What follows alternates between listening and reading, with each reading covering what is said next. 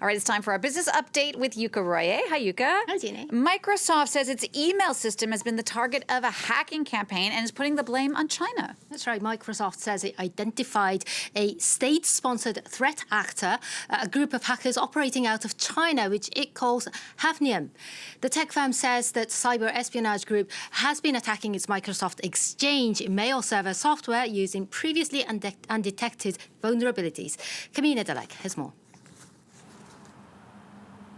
From China with love. Microsoft said a Chinese cyber espionage ring attacked its email software for businesses, blaming Hafnium, which it called a highly skilled and sophisticated actor. The group is thought to be sponsored by the Chinese state. It targets infectious disease research, law firms, universities and defense contractors. Hafnium hacked into on-premises Microsoft Exchange servers to seize control of target organization servers remotely to steal data. The software juggernaut released a series of patches on Tuesday in response. Even though we've worked quickly to deploy an update for the Hafnium exploits, we know that many nation-state actors and criminal groups will move quickly to take advantage of any unpatched systems. Promptly applying today's patches is the best protection against this attack. This is the 8th time in the past 12 months that the firm has denounced nation-state groups targeting important institutions, including companies researching vaccines for COVID-19. For those attacks, Microsoft blamed Russian and North Korean state-backed groups. Last month, a French hospital group near Lyon was hit by a ransomware attack, resulting in some operations being cancelled. In Germany, in September 2020, a woman became the first known person to die as a result of a cyber attack. Her nearest hospital turned her away after it was left incapacitated after it got hacked. Next, more executives have been forced to leave Rio Tinto, the Anglo-Australian mining company that's been under the fire over the destruction of Aboriginal rock shelters. Well, Jeannie, it's the latest development in the scandal over the destruction of the Juukan Gorge caves. And Simon Thompson will resign as chairman of the company after next year's general meetings, while non-executive director Michael Lestrange will also retire from the company's board. Now, Rio Tinto sparked outrage last year when it blew up 2 ancient rock shelters in Western Australia for an iron ore mine. The 46,000-year-old caves were seen as one of Australia's most important archaeological sites.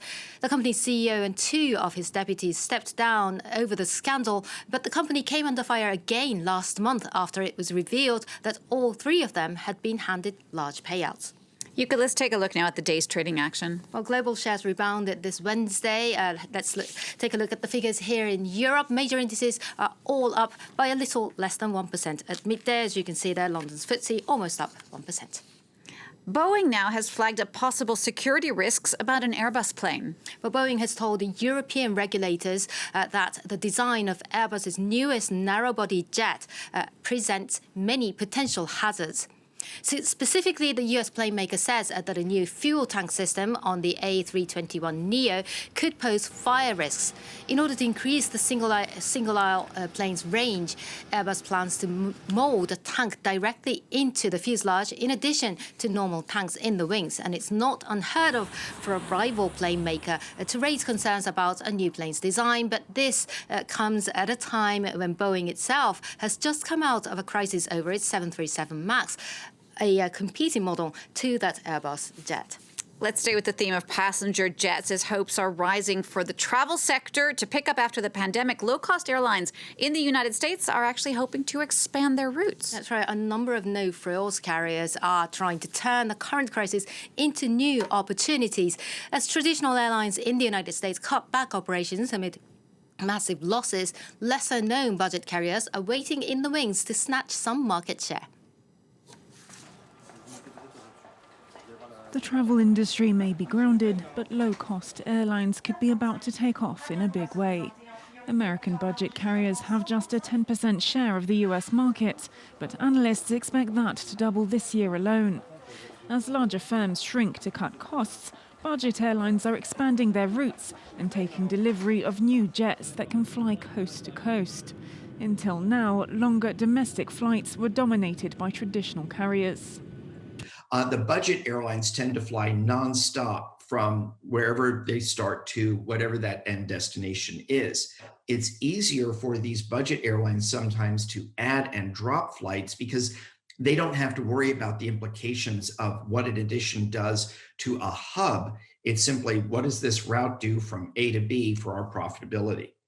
The added competition could force larger carriers to slash prices at a time when every penny counts. Spirit, Frontier and Allegiant are all hiring. And Allegiant even says that although it qualifies for coronavirus relief from the US government, it can manage without it. This, as American Airlines could furlough some 13,000 employees. In 2019, it hired almost 1,000 pilots. The disruptive effect of low-cost airlines has been felt in Europe for years. But thanks to the coronavirus pandemic, the scales may now also be tipped in favour of low-cost travel stateside. Now, from the skies to outer space, a Japanese millionaire is looking for travel companions as he prepares to go to the moon. That's right. His name is Yusaku Maezawa, self-made billionaire and art collector. He has launched a search for 8 people to join him in his planned trip to the moon, slated for 2023. Maezawa is set to become the first space tourist to travel around Earth's satellite on board SpaceX's Starship. The trip will last for a week and he will pay the whole cost, including for additional passengers. He says he's surprised that the project is apparently on schedule despite the pandemic. Let's take a listen. 本当にこのまんまいけちゃいそうだなっていう、逆に僕もびっくりしてます。どうせいろいろ遅れたりするんだろうなと思って、そんなに大きな期待してなかったんですけど、全部オンスケジュールで、多様性はやっぱりあった方がいいなっていうふうに思ってますんで。いろんな人に乗っていただきたいですね。でそこで生まれるコミュニケーションもすごい楽しみにしていて。Fun. Yuka, thank you so much. You want to go? I don't. Yuka, thank you so much for that business update. Okay, coming up in the next half hour, Dolly Parton gets a taste of her own medicine. The country superstar got her first shot of the COVID vaccine, a shot she helped fund, and she even sings about it. You can hear that little ditty coming up after the break. Then that's a bit too late.